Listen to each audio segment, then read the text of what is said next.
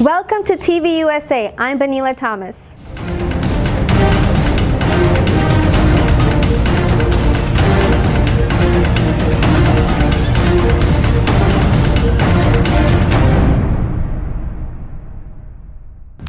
Democratic presidential candidate Joe Biden and President Donald Trump have different approaches when it comes to dealing with Chinese Communist Party.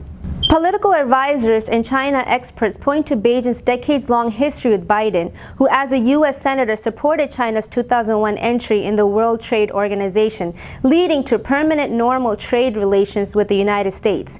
Beijing has long been accused of exploiting its position in the WTO as a developing nation by engaging in a cascade of unfair trade practices, which Trump officials and experts laminate has gone largely unpunished. At least through current WTO rules, Biden has grown to be more vocal in criticizing the leadership over its human rights violation, while his campaign has painted him as someone who would confront China economically.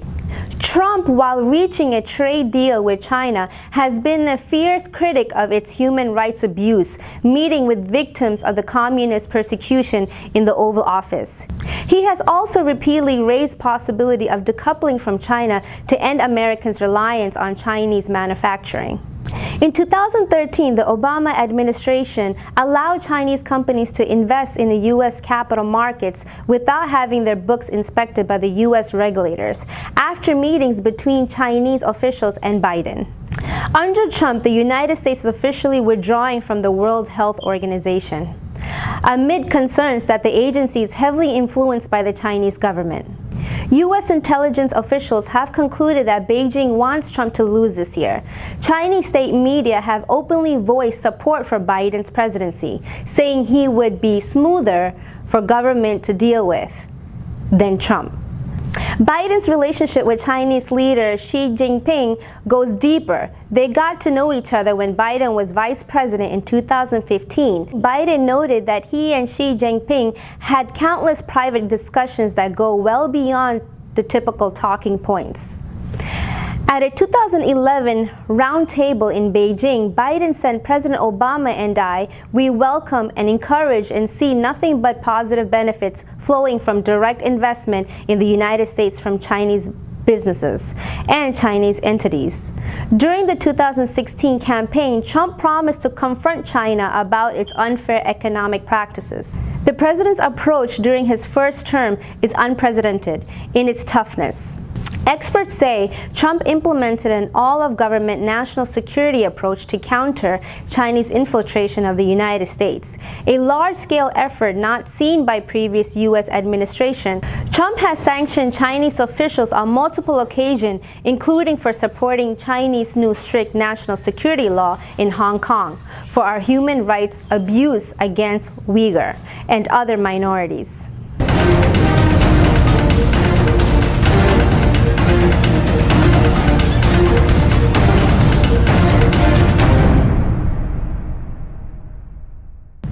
China has launched an initiative to address global data security issues, a countermove to the U.S. Clean Network program that is aimed at discouraging other countries from using Chinese technology. Foreign Minister Wang Yi announced the initiative in Beijing Tuesday at a seminar, Global Digital Governance. He said mounting risks for cybersecurity threaten national security, public interest, and personal rights. The move comes in the midst of deterioration in the U.S.-China relations, encompassing trade tensions and competition in telecommunications and artificial intelligence technologies, with the U.S. accusing Chinese technology companies of threatening American national security.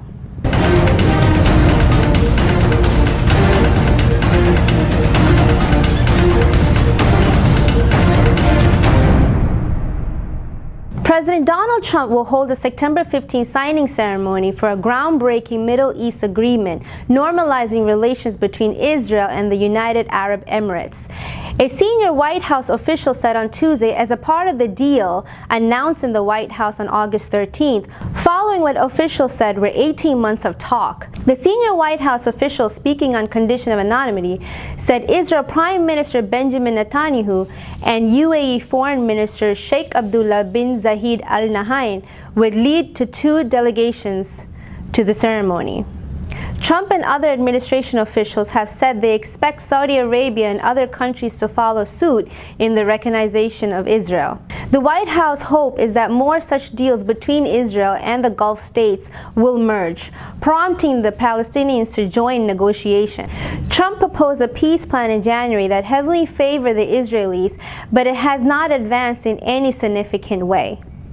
According to the source, United Arab Emirates is planning to make its first official visit to Israel on September 22nd.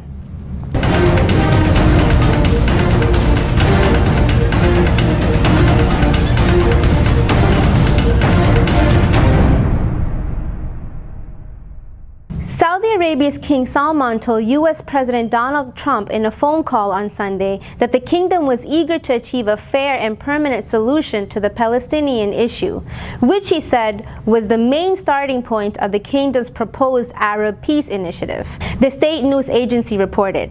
The leader spoke by phone following a historic U.S. brokered accord last month under which the United Arab Emirates agreed to become the third Arab state to normalize ties with Israel after Egypt and Jordan. King Salman told Trump he appreciated U.S. efforts to support peace, that the Saudi Arabia wanted to see a fair and permanent solution to the Palestinian issue. Based on the Arab Peace Initiative proposed by the kingdom in 2002, under the proposal, Arab nations have offered Israeli normalized ties in return for a statehood deal with the Palestinians and full Israeli withdrawal from the territory captured in 1967 Middle East war. Saudi Arabia, the birthplace of Islam and the site of its holy shrines, does not recognize Israel. However, this month, the kingdom said it would not allow flights between UAE and Israel, including by Israeli airliners, to use airspace. No other Arab state has said so far it is considering following the UAE. King Salman's son, Crown Prince Mohammed bin Salman, and Kushner discussed the need for the Palestinian and Israelis to resume negotiations and reach a lasting peace after Kushner visited UAE last month.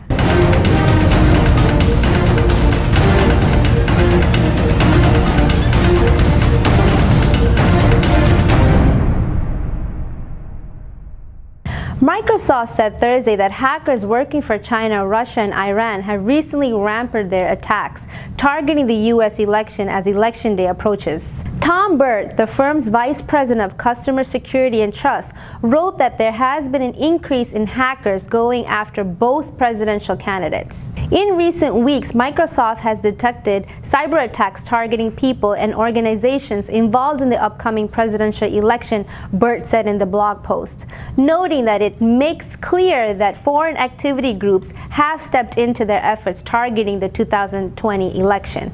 Microsoft said that Russian group targeted more than 200 organizations, and many are directly or indirectly affiliated with the upcoming U.S. election, as well as political and policy-related organizations in Europe. Chinese hackers targeted Vice President Joe Biden's campaign and a person who was formerly involved with President Donald Trump's administration.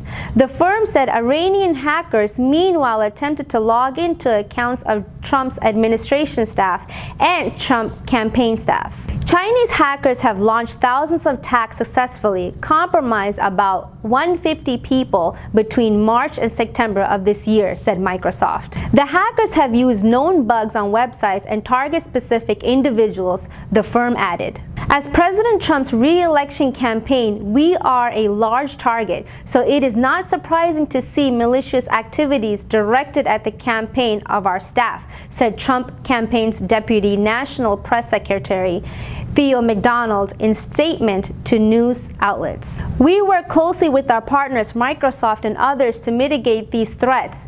We take cybersecurity very seriously and do not publicly comment on our efforts. Democratic nominee Joe Biden's campaign said that we have known from the beginning of our campaign that we would be subject to such attacks, and we are prepared for them.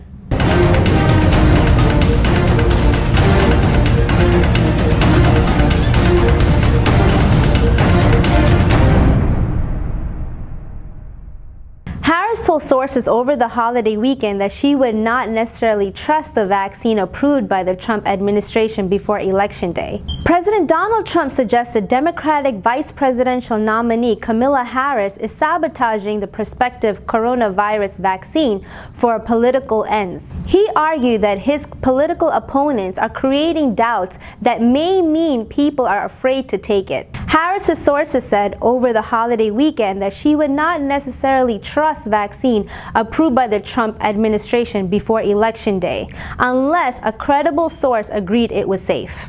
Governments around the world are racing to manufacture a safe and effective shot so they can slow pandemic and get their economies back to normal, while they also fight for a rapidly waning public trust. Scientists have warned that the rhetoric around COVID-19 vaccine could further undermine people's faith in a shot just when it's almost needed.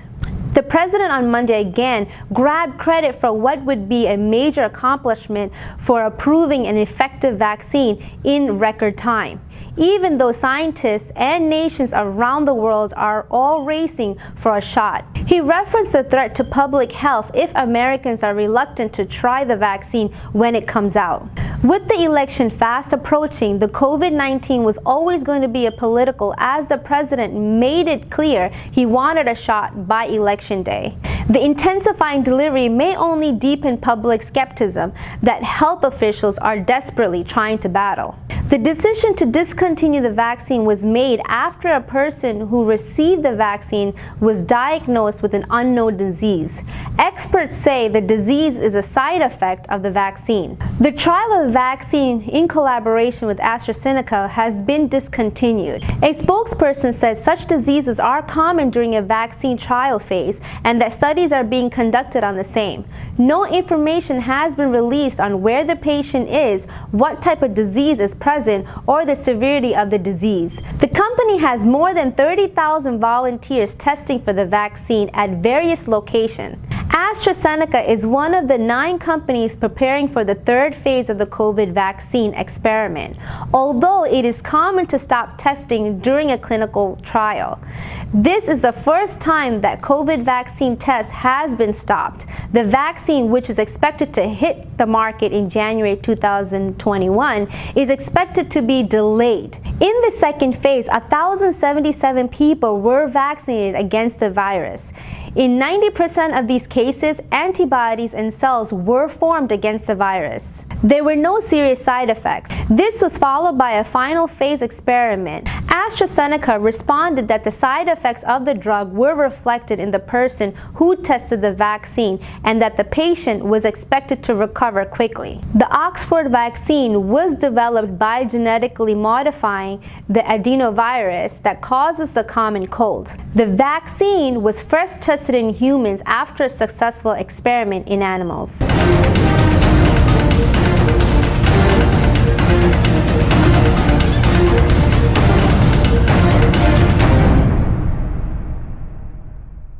The U.S. Embassy in Mexico issued advisories to Americans against visiting Mexico due to the spread of COVID-19. The number of confirmed and suspected cases is still increasing daily in several regions of Mexico.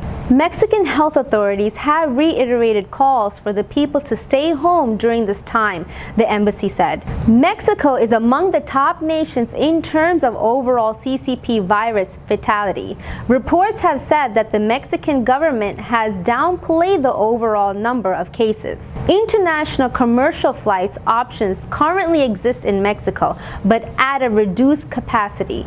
U.S. citizens who wish to return to the United States should make commercial arrangements as soon as possible, unless they are prepared to remain aboard for an indefinite period. The U.S. government does not anticipate arranging repatriation flights from Mexico to the United States at this time, the embassy said.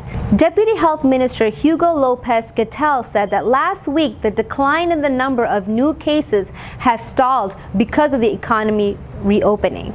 The U.S. State Department currently lists Mexico under its Level 4 Do Not Travel advisory because of the virus and elevated crime levels.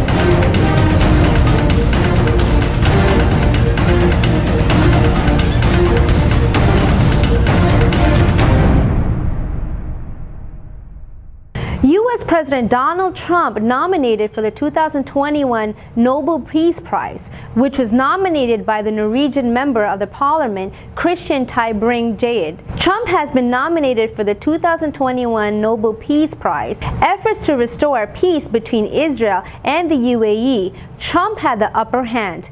This was followed by the nomination of Trump for the Nobel Peace Prize. Trump's involvement in the Kashmir dispute, the recommendation states, Christian Tybring brings Trump's effort to restore peace. This is not Trump's first such nomination, as Tybring-Gjedde submitted one along with another Norwegian official in 2018, following the U.S. President's Singapore summit with Kim Jong-un. Japan's Prime Minister reportedly did the same.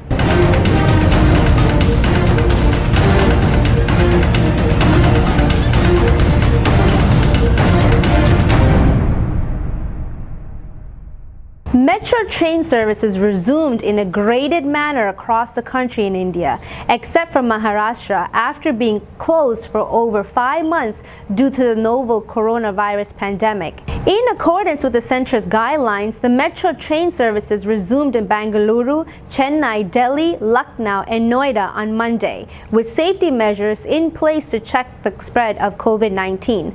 The Home Ministry had recently issued guidelines allowing metro services in the country to resume operation in a graded manner, over 5 months after services were suspended as the lockdown was imposed in India. As the Delhi Metro resumed services today, over 5 months with the curtailed operation of the Yellow Line, Delhi Chief Minister Arvind Kejriwal expressed happiness but said there should be no negligence in following precautions against the coronavirus. We'll be back with more news and updates. I'm Benila Thomas, and thank you for joining TV USA.